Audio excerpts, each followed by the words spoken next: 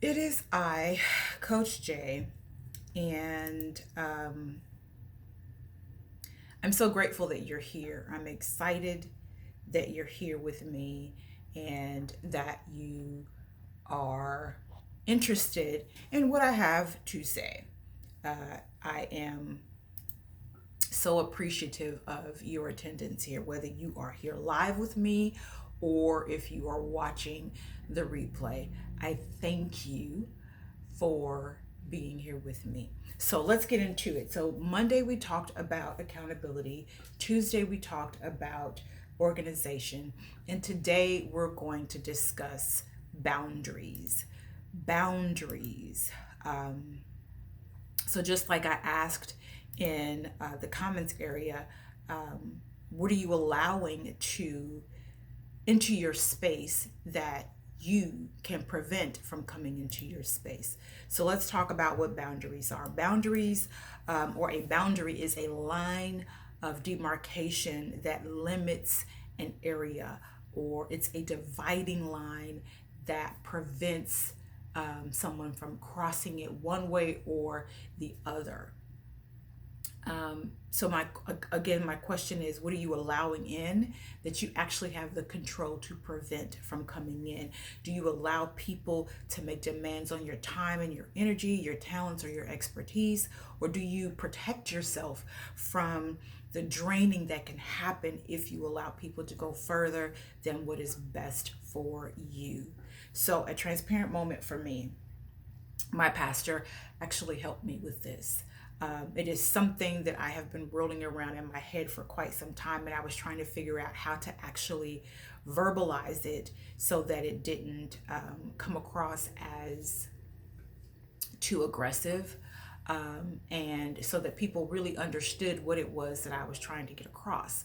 So, this past Sunday, actually, he talked about boundaries and he preached from three scriptures, but the one that stuck out to me the most was Proverbs 4 and 23. And 4 and 23 basically says to protect your heart because your life flows from your heart. So go take a read, read the whole thing, all of Proverbs, or all of chapter 4, but specifically verse 23. From protect your heart because from your heart the rivers of life flow. And he used a transparent moment of his own. He used a real life moment of his own, that brought about, that reminded me of two particular incidents in my life, and even some current things that are going on, but two particular incidents in my life. So his transparent moment, his real life moment was, he has boundaries around him. He has to, because of who he is, not just as a pastor, but as a public figure. Because of who he is, he has to have basically gates around his home. And in order for you to get through those gates, you have to have a code. And even once he gives you the code, you have to have that code to get into to where he lives, to get to his home, to get to his house, to get to his private space. And even once you have that code, once he allows you the benefit of that code, he trusts you with that code, you still have a ways to travel before you get to his home. You still have about a mile and a half, I think he said, before you actually get to his home. So although he has that one boundary set up, which is the gate, he has even more of a boundary set up, which is the distance between the gate and his actual living quarters. So that brought about two memories for me. I remember that when my second son was born, you know how people want to come over and see the babies, and they're excited about the babies, and they want to see how the mom is doing, and they want to be nosy and see who the baby looked like to make sure it's the daddy's baby that she said it was. All of that messy stuff. So I remember that when my second son was born, I had someone show up at my apartment, at my door, at my home to see the baby and to check in on me. And they meant well. It's just what they wanted to do. They meant well. They wanted to check on us. They wanted to make sure that we were okay. They wanted to be certain that, we didn't need anything. And if we did, they wanted to make sure that we had it. So they just showed up. and I wouldn't let them in. I wouldn't let them in. That was a boundary for me. So I came downstairs because at the time I was living on the second floor of our family building, and I came down the stairs and I went through one door and I saw that it was them. There's this, we had a huge picture window in our door, in our outer door.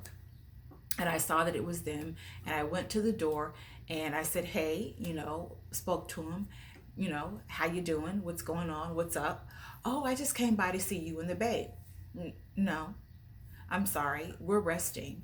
Um, I hate that you came all this way. I appreciate that you came all this way, but we're resting, so we're not going to allow you in. I'm not going to allow you in right now. But for the future, if you want to come by and see us, just give me a call. Let's talk about when I may be available for you to stop by and see the baby and myself, and check in on us and sit and chit chat and all that other good stuff. They didn't take into account that, yeah, I just had a baby and I'm tired, and the baby is trying to get acclimated to being outside. So he's a little cranky, he's a little tired. I'm trying to deal with having not only one child, but two children, a toddler and a new baby. And then you just show up. No. There's a boundary. And not only was there a boundary of just me saying no, but I literally had to come down the stairs. That's one boundary. I had to go through one door. That's another boundary. And then I spoke to you through another door. That's another boundary that I have set. So no, you can't do that. You can't just stop by.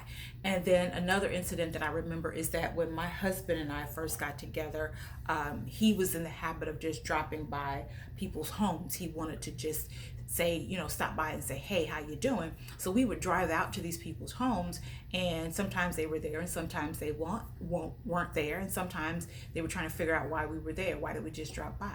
And I had to have that conversation with him. In my world, we don't just drop by someone's house. We call them up and we see if they're available. We see if they feel like being bothered, because that's what we're doing. We're bothering them. We see if they're up to having company. And if they're not, then we're not wasting our time and our energy. So he understood it. So from that point on, we started calling before we went anywhere. Okay, great. But now you can equate that to how people are overstepping their boundaries when it comes to your time, your energy, your talents, your emotions. Are you setting up boundaries for that? Are you setting up boundaries for that? With my husband being in the state that he's in, oftentimes there are things that he requests of me that I just don't have the energy to do, or I just don't have the desire to do, quite honestly. And he'll say, well, babe, can you do this? And I have to say no. Or he wants me to do it and I'm in the midst of something else, like recording or like editing or like, getting some content together or working on something, anything, whatever it may be, or I'm on a phone call. And he'll say, hey, babe, can you do this? And no, I can't. I've got to focus on getting this thing done. Just this past Sunday, he wanted me to do something for him. And I was in the middle of watching church. I was in the middle of the sermon. And I was like, no, I can't. I'm watching service now. And I'm glad that I did. So you have to be mindful of the boundaries that you set up, the energy and the time that people take from you, and what it is that you will allow them to take. So as the scripture says, protect your heart, because out of it the rivers of life flow. So you also have to not only protect your heart, but you must protect your time, your emotions, your energy, and your talents, because if you don't, people will take advantage of you and you will be drained and resentful. That's not what you want. You want to be helpful to people, but you have to put up the boundaries so that your time is protected, so that your energy is protected, so that your emotions are protected, and your talents. So I've gone a little bit over today, and I do apologize for that. But I thank you again for being here with me. And with that, peace and blessings. Remember to walk in your purpose and know that I appreciate you.